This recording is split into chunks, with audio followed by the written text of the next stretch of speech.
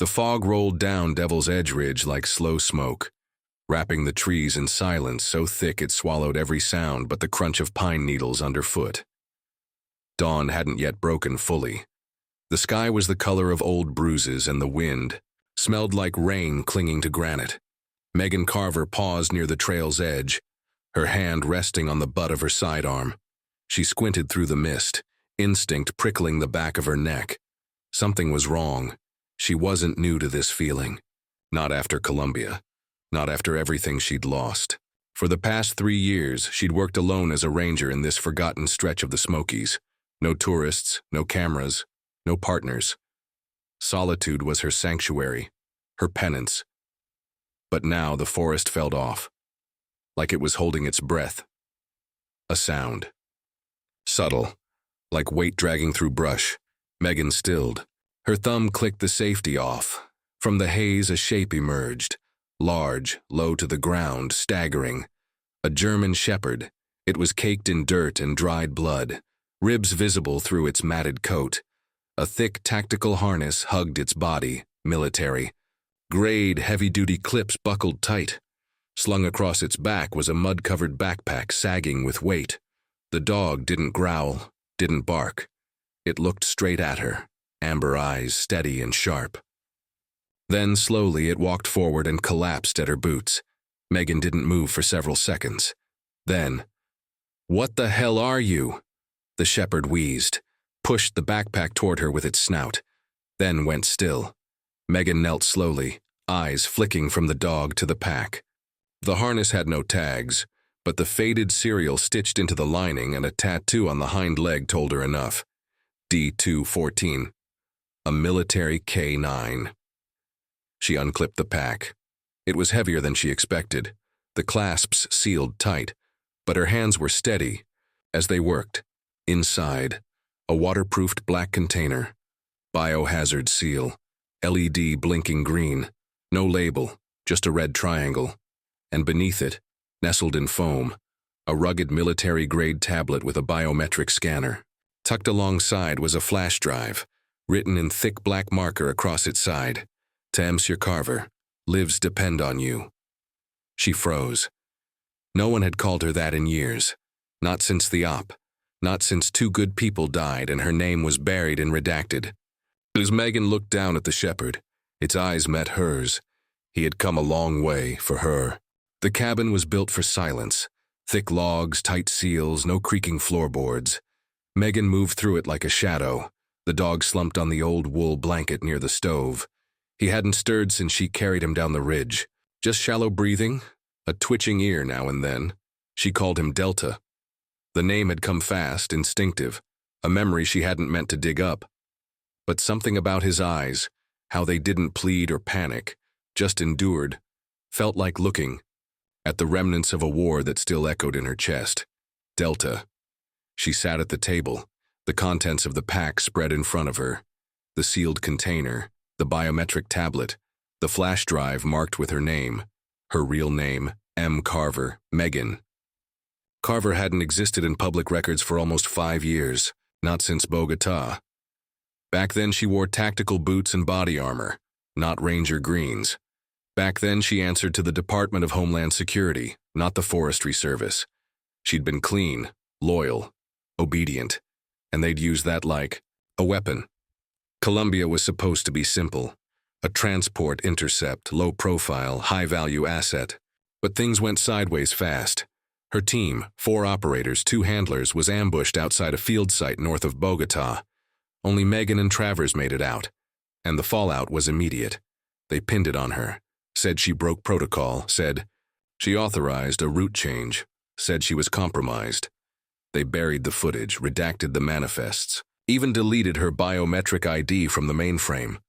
Her silence was the only thing she could keep, until now.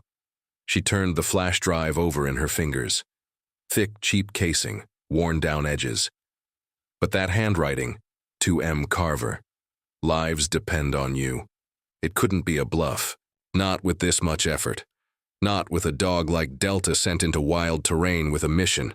Someone out there still knew who she was, knew what had happened, knew she hadn't just disappeared. She'd been erased. Delta stirred, lifted his head. His gaze flicked to the tablet. "Yeah," she said softly. "I see it too." She pulled out her old laptop, the one she never connected to Wi-Fi. It still had a scratch on the hinge from Bogota. Old habits die hard. She plugged in the flash drive, waited. The screen flickered. Encrypted file. Access requires biometric confirmation. Megan sat back. Whoever sent this hadn't just known her name. They'd coded it to her fingerprints. Delta let out a low whine. Not pain, a signal. "All right," she muttered. One ghost at a time, she reached for the biometric pad. A deep breath, and touched it. The tablet screen lit up. A white prompt blinked on black. "Welcome, Carver. You were right. Colombia wasn't. An accident below it? Watch this, then decide." She clicked the screen, a video loaded, grainy footage, a dimly lit room. Then, a face. Gaunt, tired, unmistakably familiar. Cole Travers, her old handler. "If you're watching this," he said, "that dog made it to you, which means I didn't." Megan sat frozen. Delta watched the screen, still as stone. Travers looked straight, into the camera. "You didn't screw up, we were burned. Sentinel turned rogue. They're using rare wildlife to harvest neurotoxins, disguised as conservation. When we got close, they needed a scapegoat. That was you." He leaned closer. "You were too clean, Carver. That's what made you dangerous. You wouldn't look the other way." Static cracked through the screen. Then more. Schematics, facility footage, maps marked with red lines, routes, labs, cages. A chill worked its way down her spine. Then, Project Sentinel, current operational zones, confidential. She slapped the laptop shut. The room was too small now, the air too tight. She stood, pacing. 5 years. 5 years of being the villain in a story someone else wrote. And now this dog, this broken animal with tactical scars and soldier's discipline, shows up with a message from the past. She looked at Delta. He was sitting up now, quietly watching her. "You knew where to find me," she whispered. His ear twitched. "You're not just a courier, you were trained for this." He blinked, slowly. Once. Delta had known where to go, how to move, when to collapse. He hadn't barked once. No wasted motion, no panic. Even now, his posture was alert, but not afraid. She dropped to a knee beside him. "Who trained you?" No answer. Just silence and those eyes. She brushed a hand over the patch on his harness. Tactile wear. Pressure points. There were scars beneath the fur, not just from terrain, but from syringes, wires, contact sensors. He'd been part of something big, experimental, covert. Delta leaned forward and gently nudged her wrist toward the tablet. "Yeah," she breathed. "I get it. You didn't just survive. You were sent." She rose again, shoulders square. The cabin's shadows felt different now. Less like protection, more like hesitation. Megan walked back to the table, picked up the sealed container, weighed it in her hands. This wasn't just evidence. It was a challenge, a calling. Everything she thought was buried had just clawed its way out of the ground. Her phone buzzed from a drawer, an old encrypted line. Only 2 people had the number, and one of them was buried in Bogota. She opened it. One message. "Watch your 6. If Delta found you, others will too." No signature. Megan set the phone down gently. "Looks like it's starting again," she said aloud. Delta stood. No limp, no hesitation. Just quiet resolve. She looked at him, and for the first time in 5 years, Megan Carver didn't feel alone. She felt ready.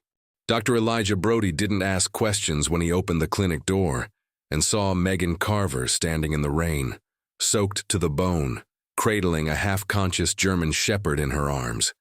He just stepped aside and grabbed a clean towel. "Military.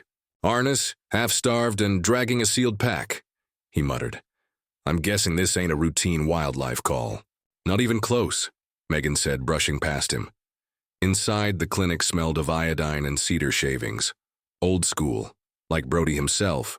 Quiet, steady, no patience for politics, but a deep well of skill. Megan trusted him because he never asked more than he needed to know. Delta was placed on the exam table with care. His eyes flickered, his breathing shallow, but he didn't fight. He just lay there, silent and watchful. He gave out on the ridge, Megan said, voice flat. Collapsed right in front of me, but not before shoving that pack at my feet. Brody glanced at the muddy satchel now resting on the counter. He raised a brow. That right? Megan opened the flap and pulled out the biohazard sealed container. The universal red triangle gleamed beneath the fluorescent lights. Beside it, the biometric locked tablet and flash drive. Brody's lips pressed into a thin line. Jesus, Megan. Yeah. While Delta was hooked up to fluids and a light sedative, Megan paced the tiny exam room, the walls closing in. Every creak of the floorboard sounded like a clock ticking toward something she couldn't yet see. You think this is connected to... Brody trailed off. Colombia? Megan finished for him. Yeah, and worse, I think it's happening again. Brody exhaled through his nose. You always did find trouble in the dark. Maybe the dark just likes me. Once Delta stabilized, Brody moved to the tablet. He brushed dirt from the casing and tapped the screen. Still locked. This isn't standard issue, he murmured. Custom build, DHS grade but older, field model with built-in encryption. No external ports. Travers used to rig all our gear that way, Megan said. Said it was safer if it only responded to our biometrics. Paranoid. Paranoid or dead. She pressed her thumb to the biometric scanner. The screen flickered, then came to life with a low chime. White text on a black background filled the screen. Authentication complete. Then a video launched. Grainy, compressed, but unmistakable. Cole Travers, gaunt, injured. If you're seeing this, it means Delta made it. Which means I didn't. Brody leaned closer. Megan didn't blink. You didn't screw up, Carver, Travers said. We were burned. Sentinel went rogue. They used DHS resources to build a shell operation, smuggling bioagents under the guise of conservation. They needed someone to blame, someone clean. That was you. He coughed, then leaned closer. They're still operating, and they're moving a new package out in 72 hours. If you want to stop them, follow Delta. The screen went black.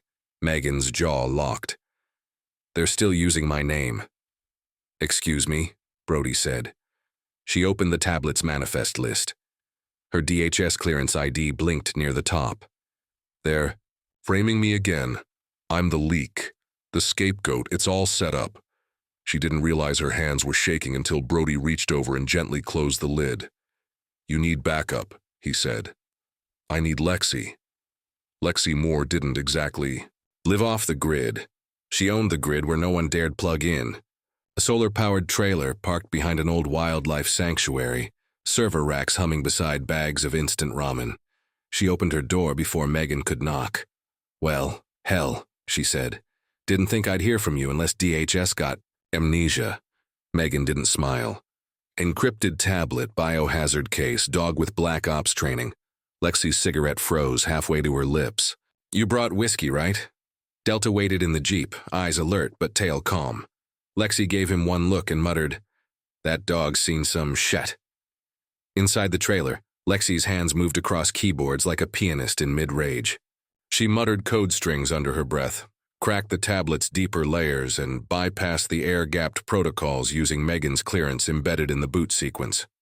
This is old Sentinel architecture, she said. Legacy stuff but adapted. Hybrid encryption and offline data keys. Someone's been keeping this off the grid for a reason. What's on it? Let's find out. The screen lit up. Shipment manifests. Species logs. Financial trails. Disguised as conservation grants. Wildlife samples, coded storage entries, lab locations. Then the big one. A flash drive encryption wall. Passphrase? Lexi asked. Try Redwood 17, Megan said quietly. Her old badge ID, it worked. Another video, shorter. Travers again. They're moving venom harvested from 3 rare species, bow weapon grade, and the package includes Anka. She's still alive. Megan froze. Anka. A name, a face, a white-faced, capuchin monkey with eyes too human to forget. She was part of the Colombia mission, Megan whispered. I tried to get her out. Lexi's brows rose. You got framed for smuggling an animal DHS says never existed. She existed, Megan said. She still does. Travers continued on the screen.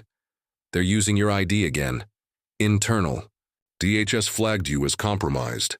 They're setting up another leak. You need to stop them. Then black screen, Lexi stared at it.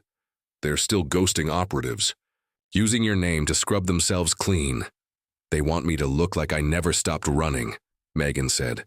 Like I've been helping them all along. Lexi exhaled. This isn't corruption. This is systemic rot. Megan nodded. And it ends now. Delta shifted on the floor, not agitated, ready, as if he'd been waiting for this moment. Lexi squinted. You sure he's not just a dog? Megan knelt in front of him. He crossed federal borders, evaded patrols, and delivered intel without faltering. He's trained like Tier 1, and he came straight to me. Delta locked eyes with her. He remembers, Megan said, and he wants to finish what we started. Lexi shook her head, a grin creeping onto her face. God, I miss this kind of crazy. Outside, the night stretched silent and cold. Inside, they were lighting a match in a room full of ghosts. 3 days into the Smokies, and Megan could feel the mountain in her bones again. Cold wind pushed through the pines. Trails narrowed. GPS was useless this deep, and even Lexi's high-powered handheld had gone dark an hour ago. Didn't matter. Delta didn't need coordinates. He moved with sharp certainty. Head low, body taut, nose twitching every few steps. This wasn't tracking. It was memory. Lexi followed a few paces back, muttering to herself, This is insane. We're chasing a war dog through backcountry to find a place DHS swears doesn't exist. Megan barely replied. Her eyes were locked on Delta's path. That's because it's exactly the kind of place Sentinel would use. They pushed through deadfall and dense brush. Delta paused at a fork in the trail, sniffed, then veered hard left, straight into an old fire road half collapsed by landslides. And then Megan saw it, half buried in moss and shale, a steel door flat against a stone ridge wall. No markings, no hinges, just the faint outline of a keypad. Lexi's breath caught. Tell me that's not a bunker, Megan finished. Military grade, DHS signature from 10 years ago, maybe more.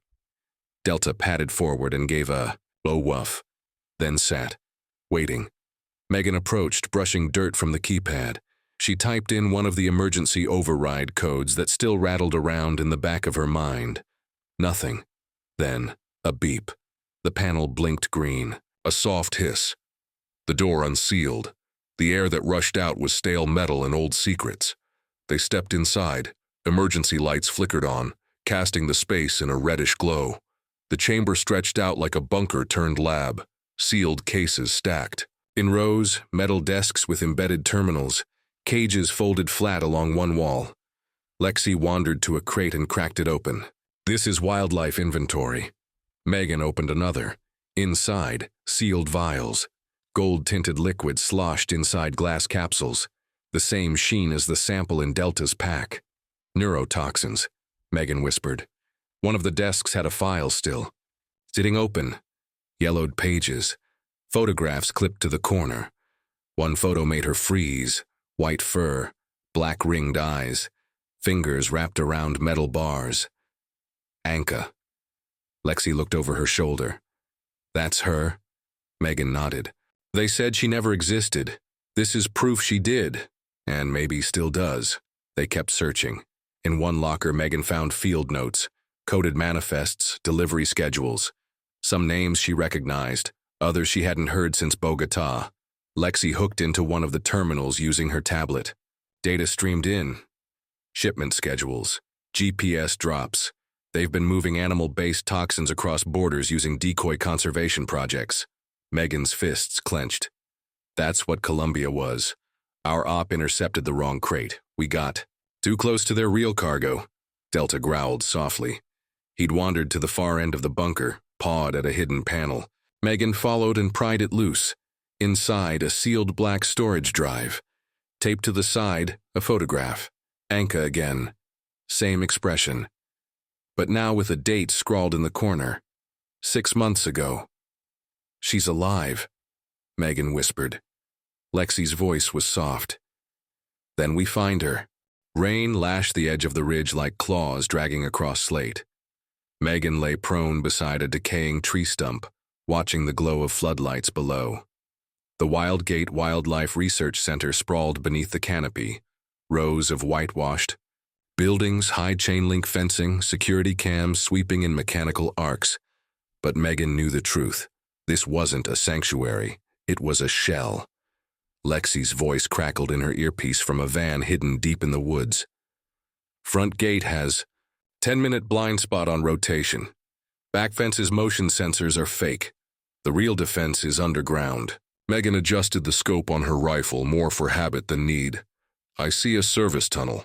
Matches the blueprints. Yep, old flood management route. It'll take you to sub-level 1. And sub-level 2? Silence, then softer. That's where the ghosts are. Megan looked at Delta. The dog stood motionless beside her, tail straight, eyes locked on the guards below. He didn't flinch when thunder cracked overhead. We go in through the tunnel, Megan said.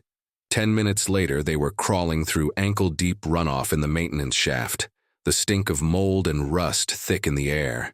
Delta led, moving. Like water, always 3 steps ahead. They emerged behind the generator compound.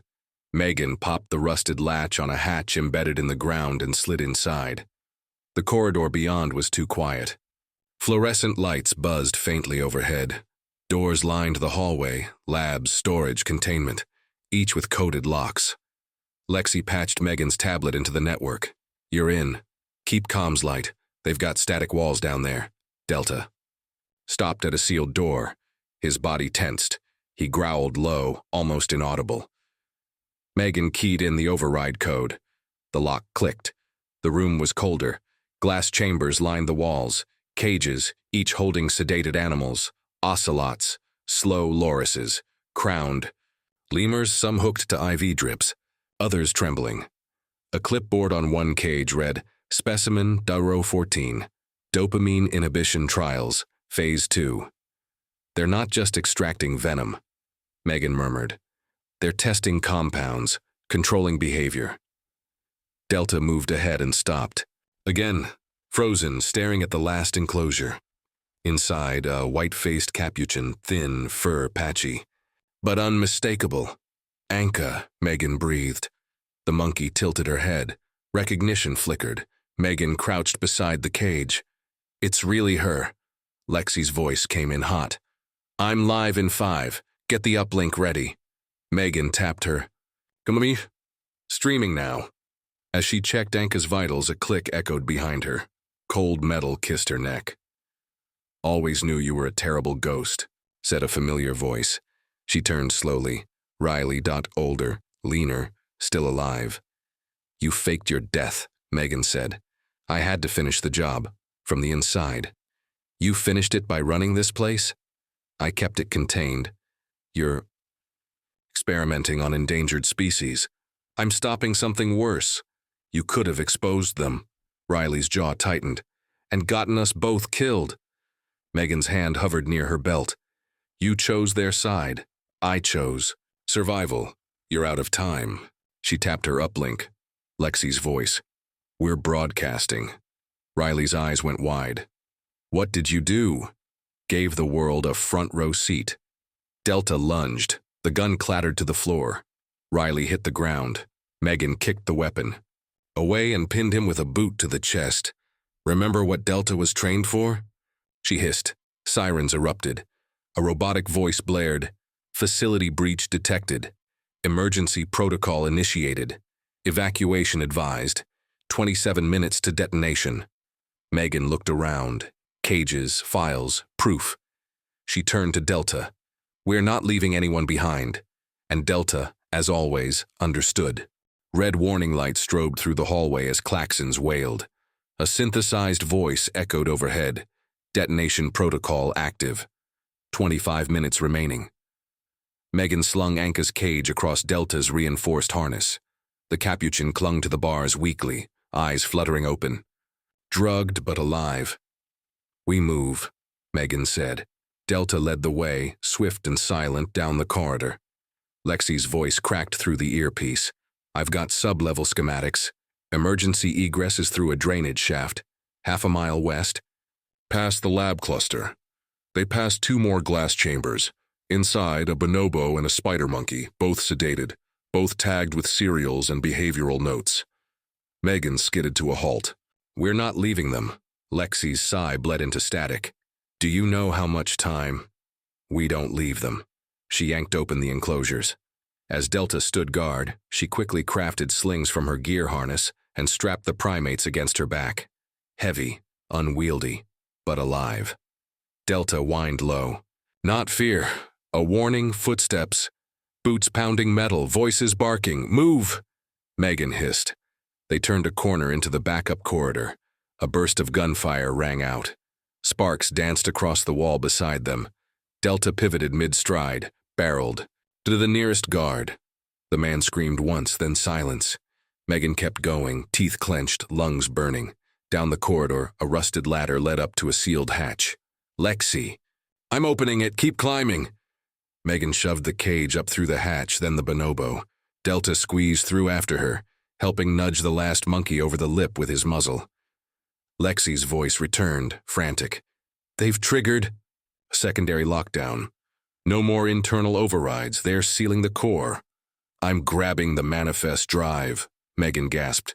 She turned and sprinted back.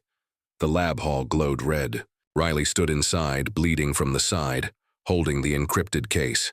He looked up as she stormed in. "You came back," he said. "You knew I would." He handed her the case. "It has everything. Lab files, rogue operatives, the whole network. You get it out, you kill Sentinel." She reached for it, then froze. "Come with me." Riley shook his head. "They'll track me. I'll draw them off." "You don't have to." "I do." He smiled, faint and broken. "Tell them I died, doing something right for once." Then he turned and ran. Delta stood at the far end of the hall, waiting. They emerged from the tunnel mouth into the woods just as the first explosion hit. The ground shook. Fire rolled up behind them in a plume of smoke and light. The forest groaned. Second blast tore through the ridge, trees bent backward. The sky lit up like war. Megan didn't look back. 20 minutes later, the evac team met them at the clearing. Medical crates, EMTs. Lexi waving from the helicopter pad, tears streaking through soot on her cheeks. Anka was sedated and stabilized. The other animals, too. Megan handed the encrypted drive to Lexi. "This ends it," she said. And Delta, bloody and bruised, laid his head in her lap. They had survived the ghosts. 2 weeks later, the forest was quiet again. Not silent. No. The woods around Wind Hollow Ridge were filled with new life. Chirping birds, rustling leaves, the occasional call of a rescued monkey finding its voice again. The makeshift wildlife. Rehab center wasn't much, just a cluster of canvas tents, solar panels, and a prefab shelter. But it was working. Anka swung between ropes in a spacious open-air enclosure, her movements slower than before, but stronger by the day. The bonobo rested in a hammock. The spider monkey clung to a plush toy someone had donated from a local school. Megan stood at the edge of the grove, arms folded, watching it all like a sentry who'd finally set down her rifle. Delta lay beside her, stitches along his flank, a scar under one eye. He watched Anka with the same quiet intensity he always carried, but when Megan knelt and scratched behind his ears, he let out a soft sigh. His tail thumped once. "You did good," she whispered. Behind them, Lexi barked orders to 2 grad students setting up a satellite dish. Brody, arm in a sling, was unpacking crates of fresh medical supplies, cracking jokes that made the students laugh. They called the place Wild Vow. It wasn't official yet. No grants, no endorsements. Just a promise between 4 people who had nearly died for something no one else would believe. Inside the shelter, Lexi had turned one corner into a digital war room. Every piece of evidence recovered from the Sentinel labs had been duplicated, cataloged, and uploaded to whistleblower networks, international environmental watchdogs, and every journalist who still had the guts to care. The story had broken. 3 days ago, DHS splinter group exposed in wildlife biotrafficking scandal. The media still didn't know the whole truth. Not yet.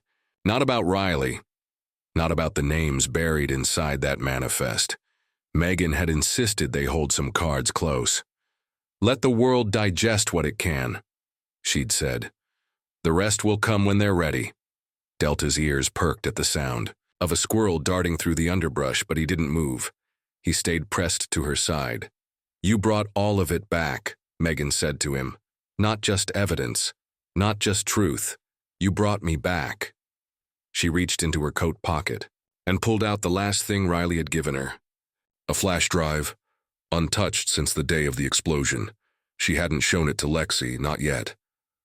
On it was a list Riley had compiled, one final data dump before the lab was sealed. Names, coordinates, locations that hadn't been scrubbed. She stared at it for a long moment. The wind moved through the trees like a whisper. There's more, isn't there? She murmured. Delta didn't answer. He just watched her. Megan stood, slipped the drive back into her coat. Not today, she said, but soon. And behind her, Anka swung freely, a streak of white fur and defiance against the sky. End of conclusion.